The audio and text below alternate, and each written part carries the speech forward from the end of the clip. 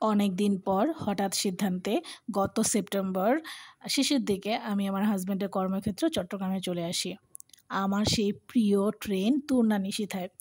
আজ থেকে ১০ বছর আগে এই ট্রেনে আমি নিয়মিত আসা যাওয়া করতাম, আর আমার হাজব্যান্ডের পোস্টিংও চট্টগ্রামে ছিল।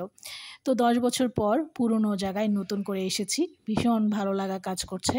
আর ঢাকা শহরটা তো এখন ভীষণভাবে কি বলবো, বসবাসের অনুপযোগী বলা চলে। তো ঢাকা থেকে চট্টগ্রামে এসেছি, নতুন করে আবার জীবনটাকে একটু ঘুরে গোছাচ্ছি।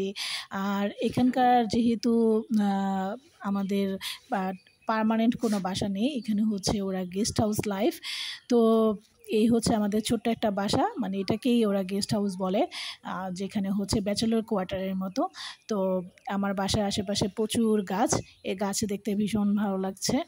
আর এখানে অনেক সমস্যা আছে, সেটা হচ্ছে এটা যেহেতু একটা প্রত্যন্ত অঞ্চলে গবেষণাগার, তো খুব স্বাভাবিকভাবে শহরে যেতে একটু সময় লাগে, একটু ঝামেলা লাগে। যানবাহন অ্যাভেলেবেল নেই এবং অনেক ব্যয়বহুল জীবনযাপন।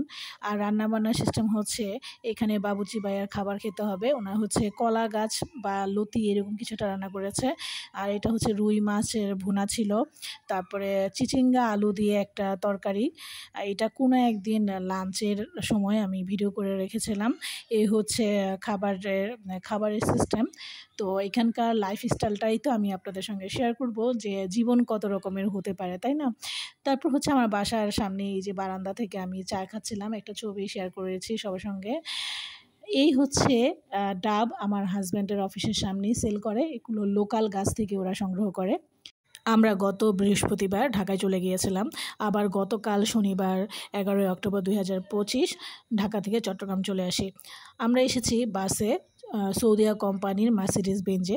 এটার সার্ভিস খুবই বাজে লেগেছে আমার কাছে। ১২০০ টাকা টিকিট রাখে, ব্রেক একটা খাবার দেয় হচ্ছে বিফ তিহারি আর হচ্ছে চিকেন ফ্রাই, খুবই বাজে। নামে মাত্র ২৫০ টাকা ওইটার খাবারের বিল রাখে, কিন্তু খাবারের কোয়ালিটি খুবই বাজে। তো যাই হোক, ঢাকা থেকে চট্টগ্রামে আসলাম। রাতে আমাদের ডিনার ছিল বাবুর্চি ভাইয়ার চিকেন ভুনা, তারপর হচ্ছে এ তো চিংড়ির একটা তরকারি, আর সেই সাথে হচ্ছে বেগুন আলুর তরকারি। চিংড়ি দিয়ে লতি রান্না করেছে, ভাত আর ডাল ছিল। আর আমি ঢাকা থেকে লেবু আর কাঁচামরিচ নিয়ে গিয়েছিলাম।